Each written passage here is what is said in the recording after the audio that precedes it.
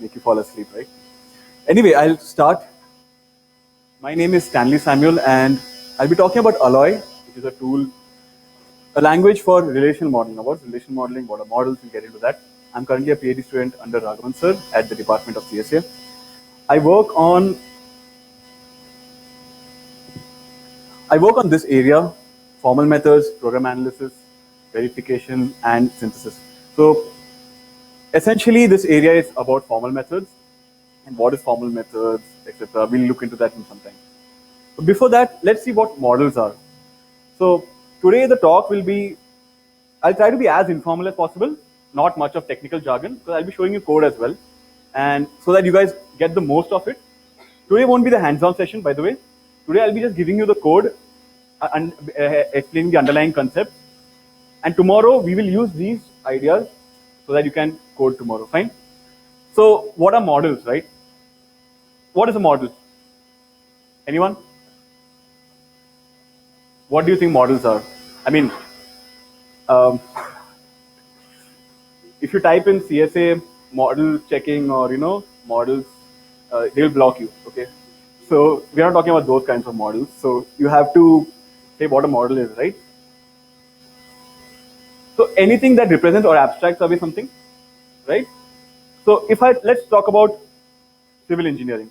If you have to build a bridge, does it directly go and build a bridge? No. They first make a model, a small abstract. Let's say if you are in the 1800s or so in the 200th century or something, they will make a small model, test it against various factors.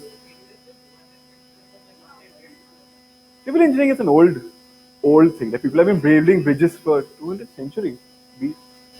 Okay. I'm talking about 200th century. Anyway, so people have been building bridges for ages. So there is a strong structure or process set into place. People start with building small miniature models.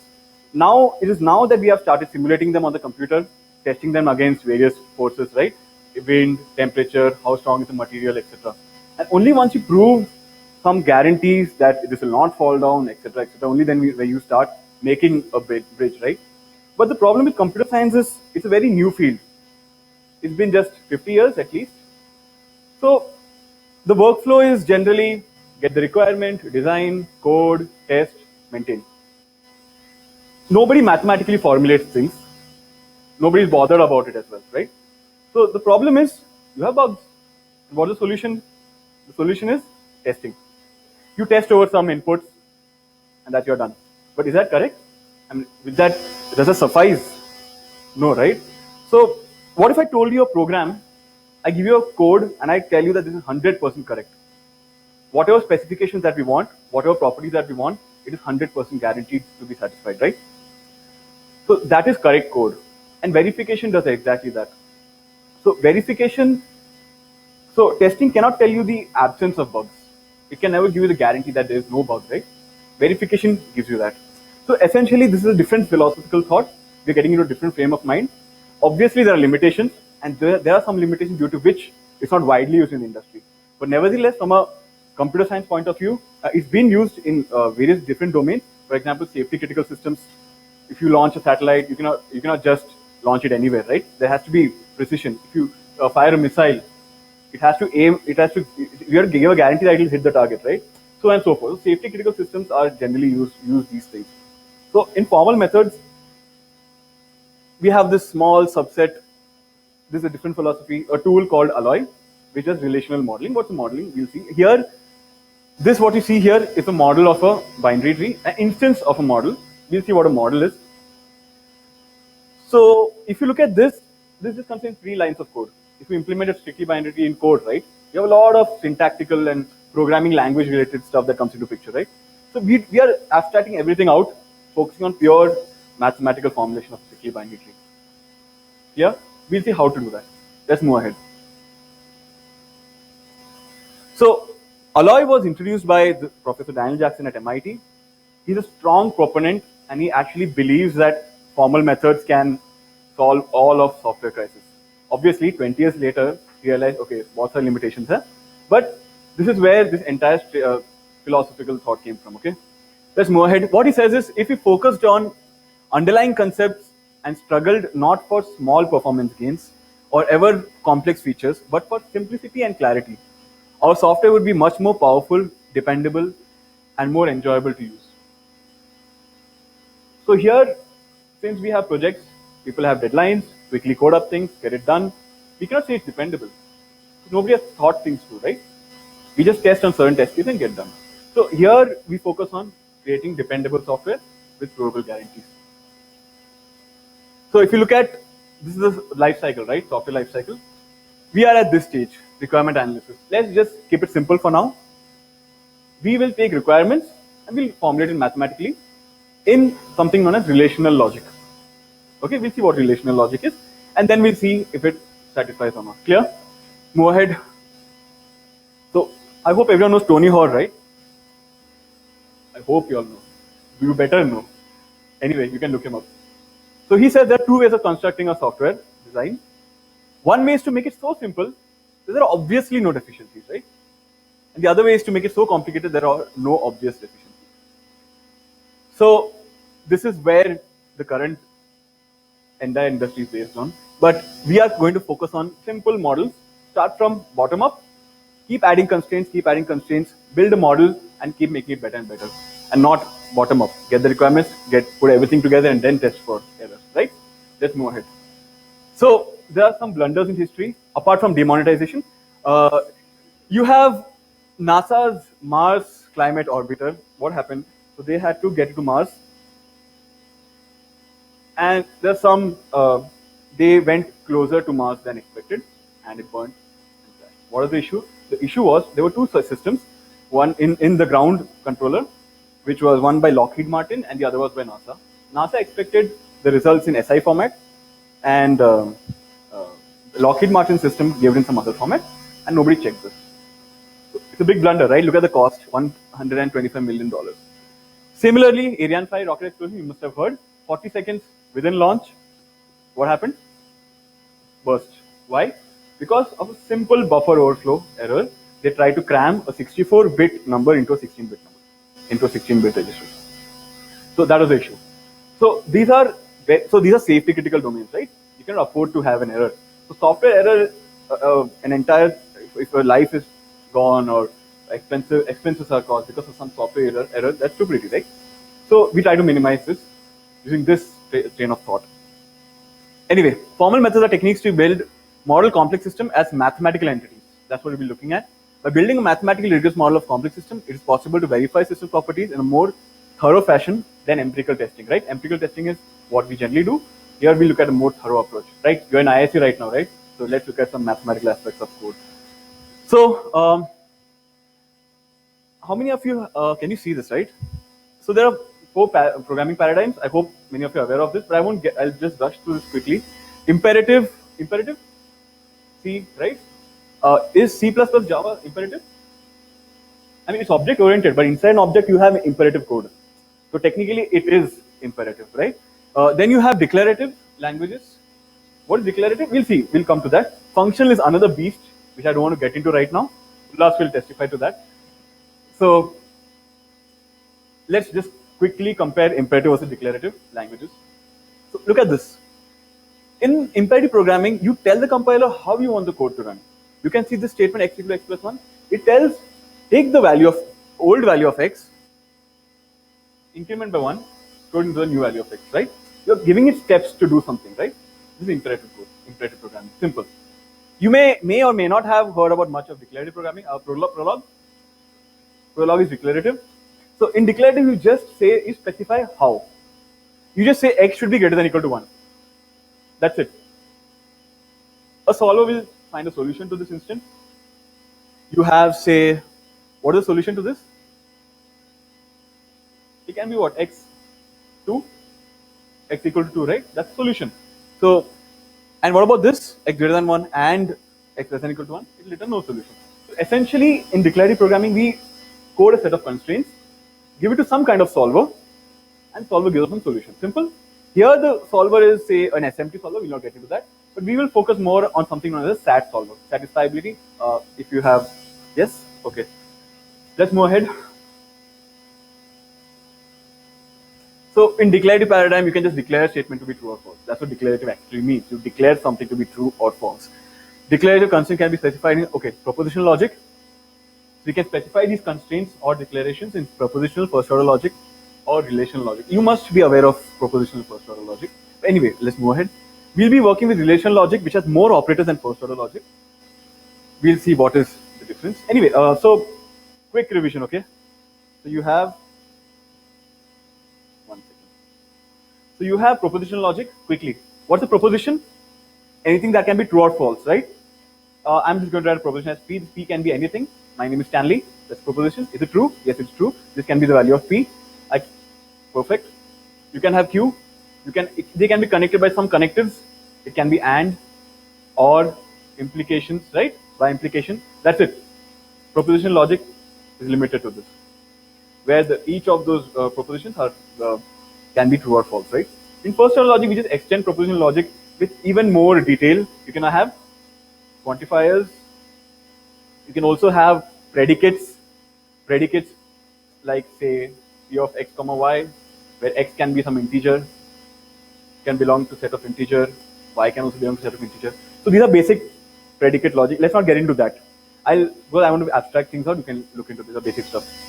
Relational logic mostly revolves around sets and relations. We'll see how it is different from first order logic. It's more expressive than first order logic. First order logic is more expressive than propositional logic.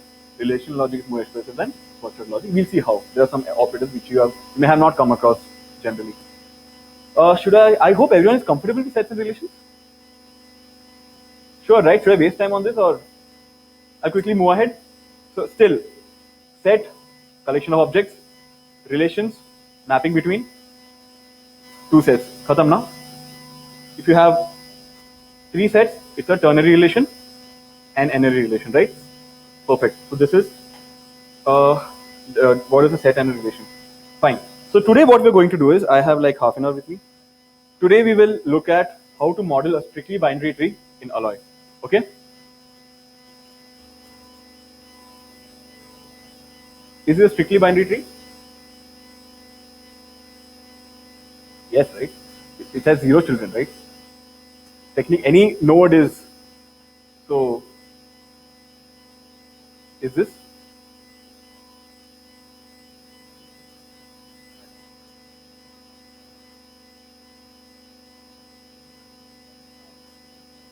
It is strictly binary tree.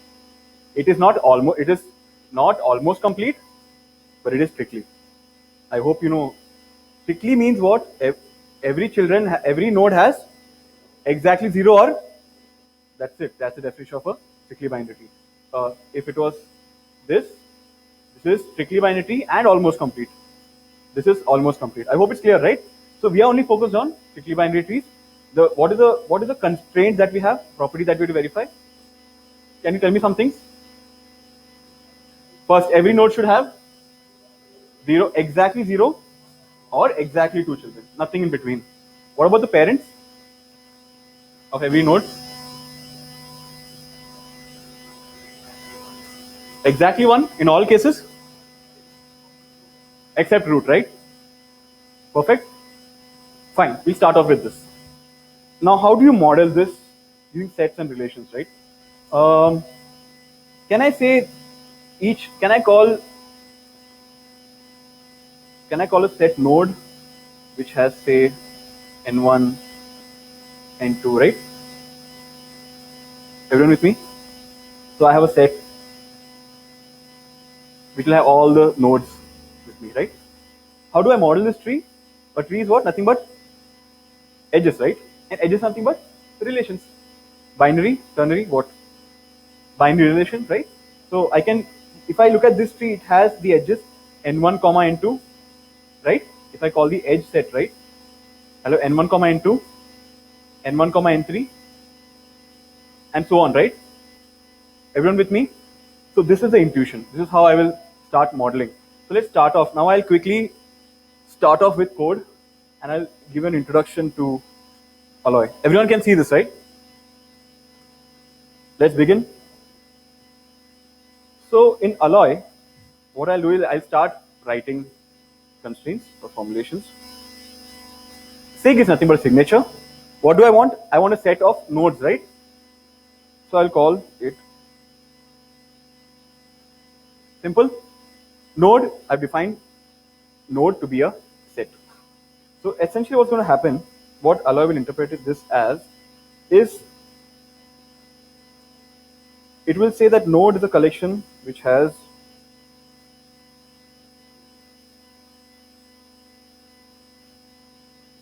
simple. And remember this, whatever set I've made, 0, 1, 2, it will append it to it. And this will be my set. What will be the cardinality of the set, how to bound it, I'll come to it in 2 minutes. But this is what essentially it does, okay?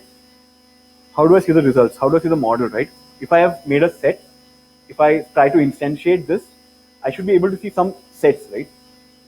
So let's see how to see that. So I will start off with this construct called pred.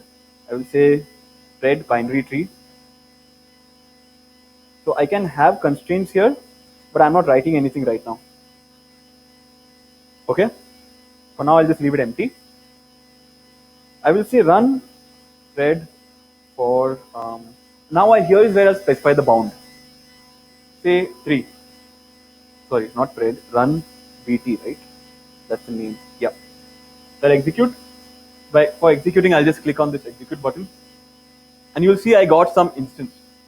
But there's nothing here, right? It's empty. Why? 0 is fine, right? 0 is also an instance. I can have no nodes as well. That's what it means. Let's look at how to check the next one. Just click on next. I can have 1. I can have 2 instances. I can have 3 instances. Anything more? No, it says empty. Perfect. Everyone with me? So it exhaustively checked all possible cases. Did you just see that? Notice that? 0, 1, 2, and 3. Let's move ahead. Now I'll just quickly introduce some cardinality constructs. I can also have, say, sum.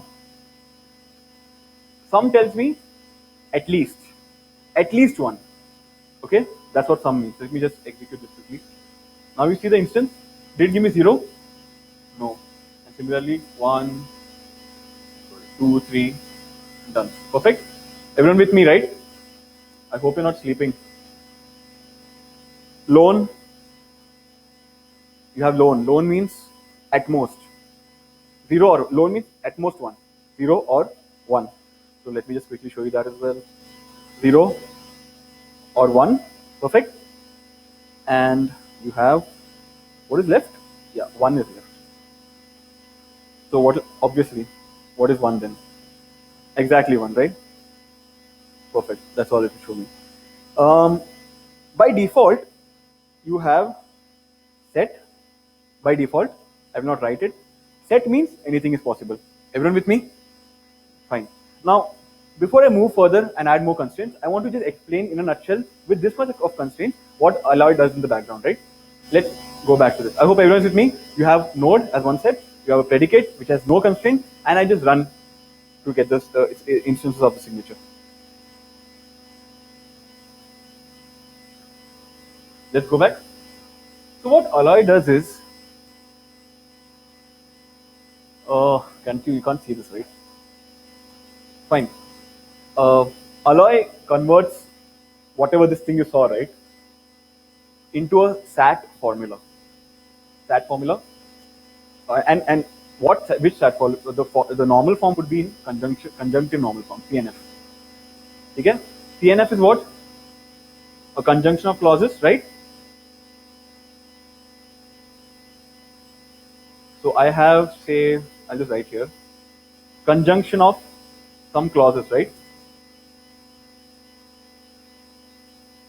And what is a clause? Clause is nothing but a disjunction of terms, right? So I'll have some disjunctions here, some disjunctions here, and so on and so forth. Everyone with me? And what are these terms? It will be some variable, say x1, x2, xn, or its negation. Simple. So if I have x1, let me say I just have 2 variables here. So x1 bar, x2 I can have, right? x1, x2 bar, right? And so on and so forth. So this is it 2SAT, right? Yeah. So let's not get into that. Basically, conjunction is nothing but, or CNF is nothing but a conjunction of clauses, with each clause is a disjunction of terms, and each term is a variable or negation. Simple. So SAT converts the entire formula into this. So you have, say, a conjunctive normal form of this, A and negation A, right? Is there any solution to this? It contradicts itself, right? False, and hence no instance. Simple. What about this one? I have three simple propositional logic formula. So here I can make A true, B true, and C true, right? To get this entire formula true. And that's my instance, where A is true, B is true, and C is true. Perfect? Just a SAT solver just does this mapping. Let's think of it as a black box. We're not concerned with it at all. Similarly, so this is exactly what this one does. This is our code, right? Node thread show for 2. This will actually make it, oh, it actually should be 3, right? Or 2, correct. Node 0 means nothing, 1 means and 2. Fine. So this gives me a solution. And if I find an instance, it will first find an instance. Oh, this is sum, right? Sorry. Sum means at least 1. So it will give me the first instance as 1. And then I go next. It will show me an instance which has 2 instances and 3. That's how it will visualize it here. So I hope you got the idea, right? So you don't have to bother with these details because we are going to focus more on how to make those constraints, right? We are going to think from more of a logical perspective of how to formulate or how to think mathematically. Okay?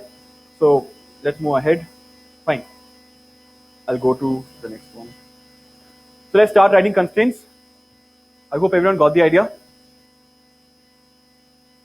So what are the first constraints that we want? Every node should have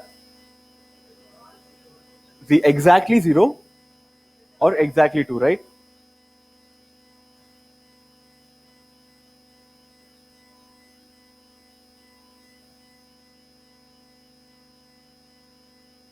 Perfect. So before this, is something missing? Can you say that something is missing? I mean, can I make a tree out of this relation, right? I've just created a set of nodes, right? Did I define a relation anywhere? And what's the relation here? Edge. Perfect. So how do I define a relation? Can you see sig node? Here I'll just type this as following. Edge. So edge is my relation. How do I interpret this? Edge maps node to node. Okay? So let's see what I'm getting. What is the? I'll just run this and show you what I'm getting. So empty node. Look at this. So every red arrow is a relation, and they have named it as follows. So if I can even go into more depth. So this is very important for you to understand how to figure out what's happening. See here in the evaluator, I just clicked evaluator, okay? This evaluator here, okay? And I'll just type in, I can type in a relation, say edge. First, let me type, say node, right? I have node, the set of nodes, right? What is the set of nodes here? So it's just showing me 1. Forget that node $0. Forget the dollar. It's just simple. It's as good as saying node 0, okay? What if I type edge? See what I'm getting. Can you see this? Node 0 to node 0.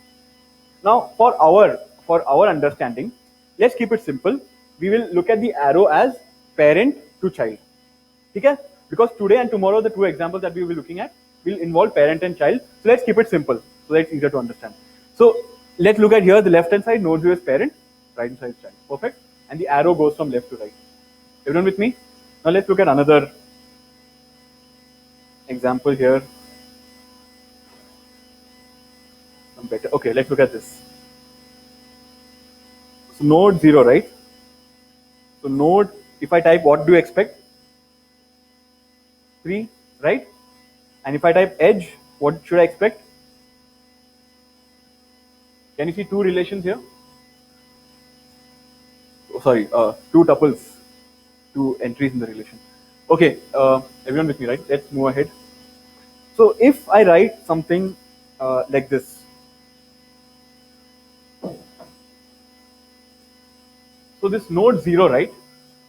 I'm going to introduce a new concept called dot. So I'll call it relational join. You have node 0 dot edge. Look at this edge here. Can you view it? What is it? It's node 0 comma node 2, right? Can you imagine the tuple here? Node 0 comma node 2, right? If I put a dot operator here like this, just observe what I'm doing. Node, I have to type in dollar here. Node 0 dot edge. What do you think should come? Node 2 will come. So node 0 will be mapped to the first entry in each of them, and will return. And if it's matched, it will return the second entry, right? So let's see that once. Everyone's with me? So you will notice one more something new here. I can also do this. Edge dot node 0 or node 2, say. This will do the same operation but from the right. What will I get?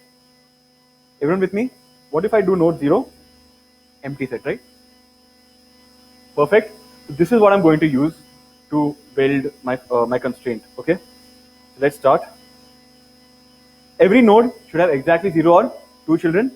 So I'm going to write this. For all n, I'm going to instantiate a variable of type node. What should happen? So we are talking about children, right? Children means n dot edge. समझ रहे? N dot edge is children. So n dot edge. What should happen? What should be the size, the cardinality of the set?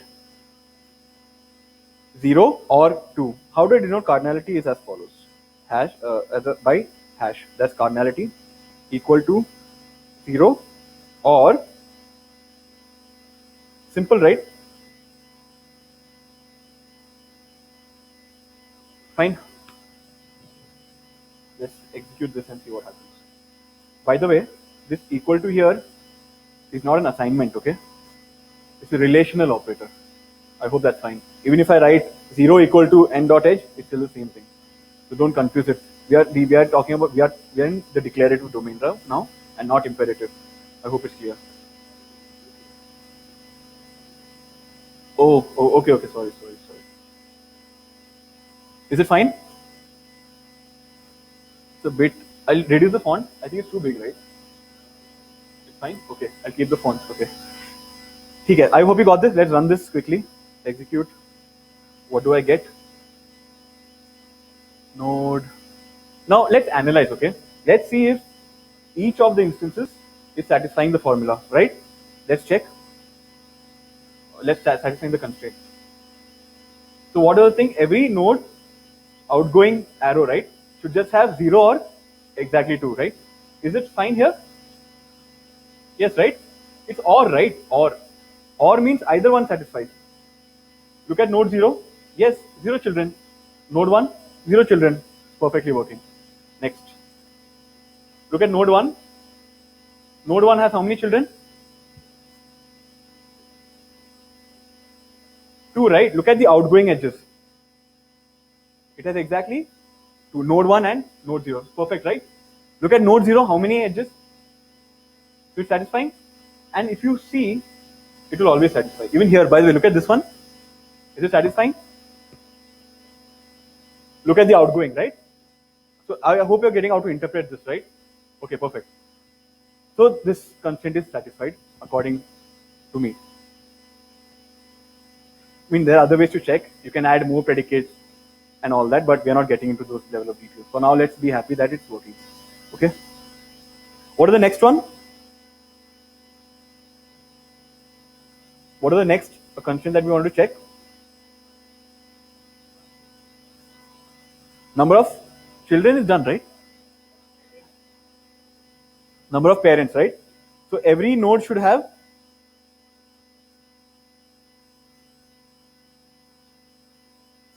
exactly 1. Let's start with exactly 1. Let's forget the root case for now. So apart from the root, everyone has exactly 1. So let's start. Every node has, and Can anyone tell me how to do this? Simple, right? All n belonging to node edge dot n, right? For parent equal to, let's see if this works. Observe. Node 1, how many parents? It itself is a parent, right? So it's satisfying. Node 0, exactly 1. And everyone has 0 or 2 children. It's perfect. Next, okay, fine.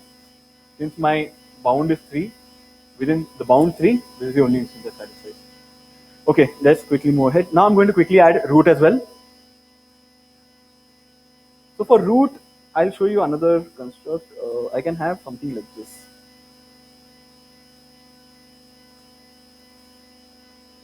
So root is like an extension of node, and it's like this extends node means it will be a part of the set node. It will also inherit the relations that it has, that is edge. So I'm not explicitly writing anything. This is just an instance of node. Just think of it as inheritance, basic inheritance, right? But I just want exactly one root, right? Else you will see root 0, root 1. I don't want all that. I just want exactly one root, so I'm going to have the cardinality construct 1 sig root. Perfect. Now if I run this, what will you'll see that I always have 1 sig root here. See? Perfect. Okay, let's move ahead. Here I'm just going to add one small constraint. All node except root minus root. It's like subtracting from set difference, right? Yeah, set difference. So from node I remove root, and for all such instances I will have edge dot n equal to 1. Now I'm going to ask a trick question. Did you see this constraint here?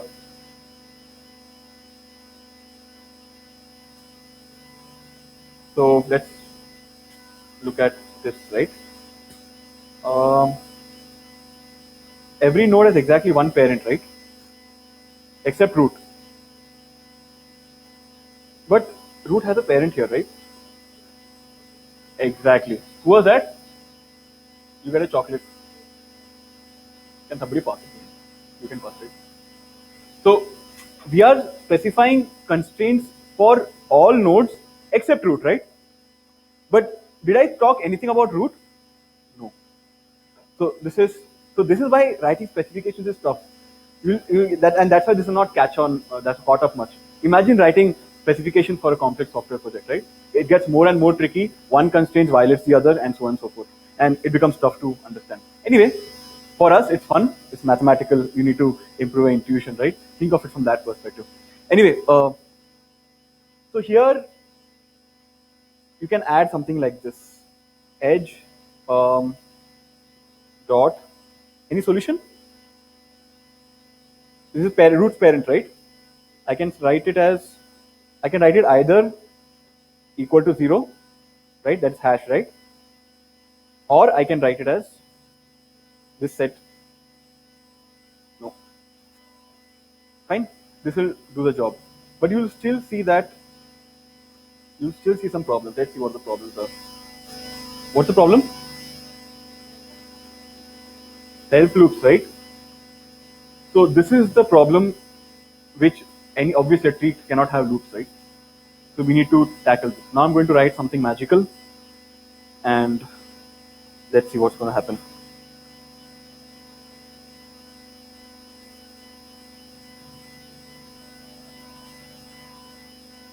So this is the most important statement which you will take away, which you can be more involved, and we'll be using this tomorrow also. So do listen to this part.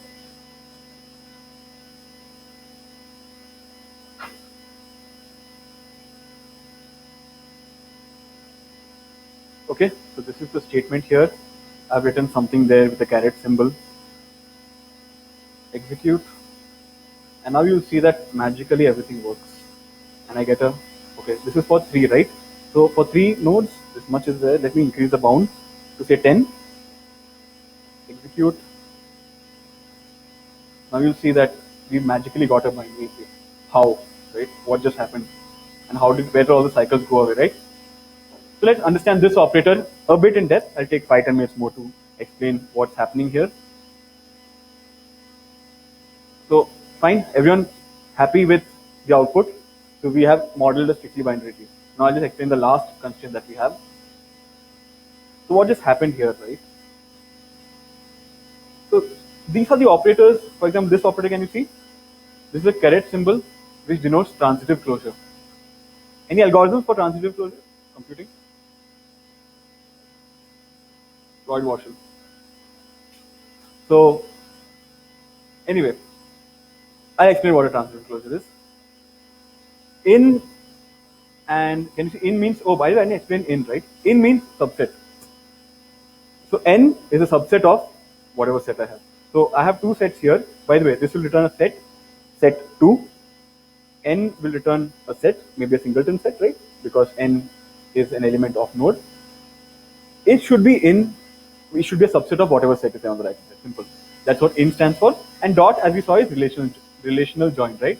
So these operators are not there in first order logic, by the way. If you know, if you studied first order logic, it's not there. This is exclusive to relational logic, and that's why relational logic is more expressive than first order logic. I hope it's clear. Okay, now let's get to the mystery of what this is, right?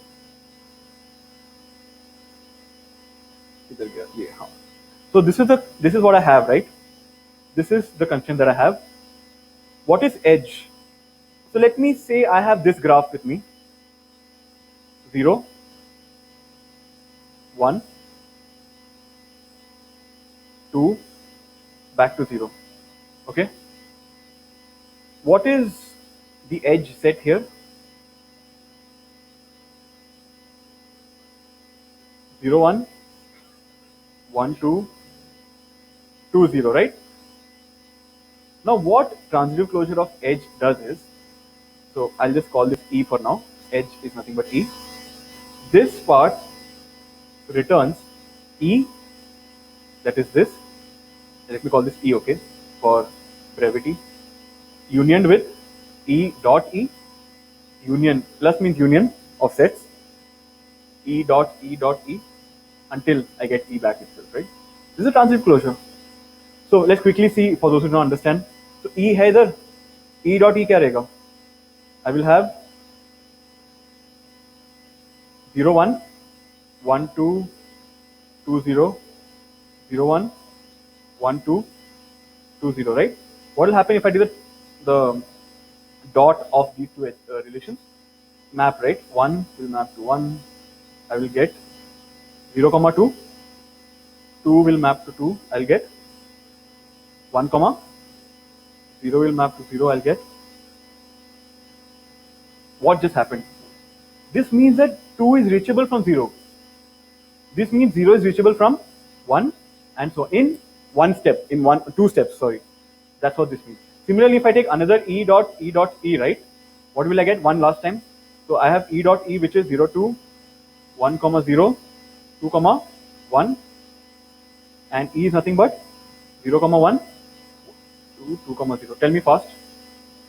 0, 2 will map to 2. Similarly, 1, 1. Isn't this a set that I have?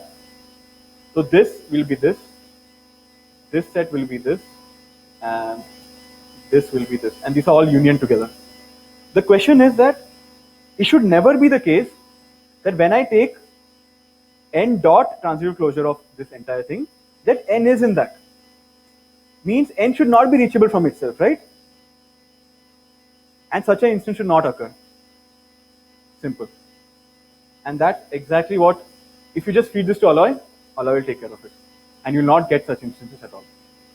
I hope this is clear. This is nothing but transitive closure. And this is what we just saw. Anyway, if you observe here, can you see this instance found? So we are done with the code. I'll just quickly end. So here is the time that is taken to convert to the number of clauses that we have seen, 11,885 clauses in CNF. And to solve it, it takes solving it using the SAT solver, 2-step procedure, right? First convert to CNF, then solve using SAT solver. Converting to CNF took 57 milliseconds, and without that it took, and solving it took 11 milliseconds. Now, if I increase the bound, right? So let me make it say 600. It'll just wait. It's intractable. I mean, you know, right? Satisfiability, you must have studied in theory, right? So it is intractable. So that's the problem. So it takes time. So let's go on to, so that's a limitation, right? Obviously, a huge software will have a lot of clauses, right? You cannot just expect to write toy programs here. So that's why that is the bottleneck here. The bottleneck is SAT solvers. You cannot scale beyond a point. So obviously there are heuristics and people do a lot with advances in processor technology, SAT solver technology. Up to a limit, there have been advances and you can do better. But still, this is a very research-oriented field, and this is what you will see in places like IISc and top research institutes. And let me quickly end. So, fine. I think we have, yeah. As you can, this limit. This is once I tested it once. It took me like 4.5 minutes. When I increase the scope to like 46,340, which is like the maximum limit. So you get the idea, right?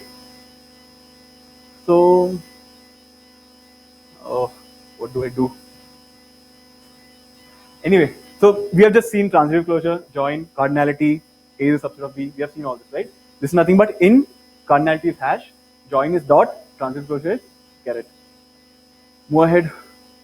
So I think we have seen all these things.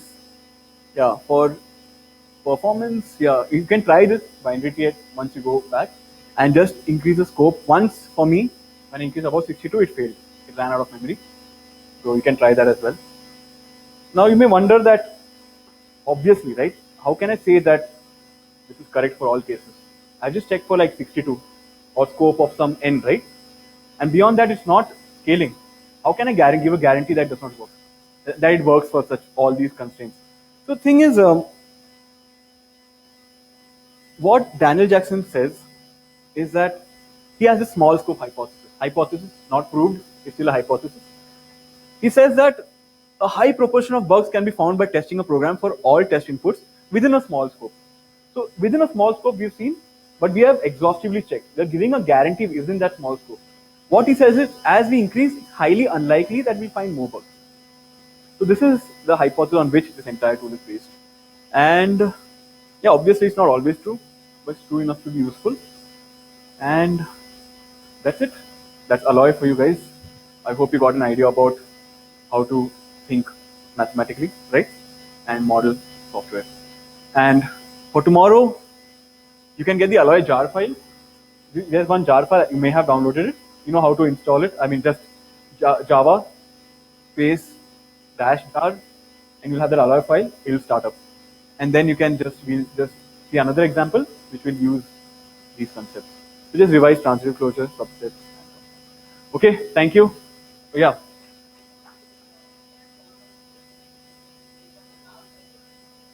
Not entire formula. We are talking about this particular tool, Alloy. So the formal verification has a lot of subparts, like model checking, you have core triples and a lot of other things. This is just, no.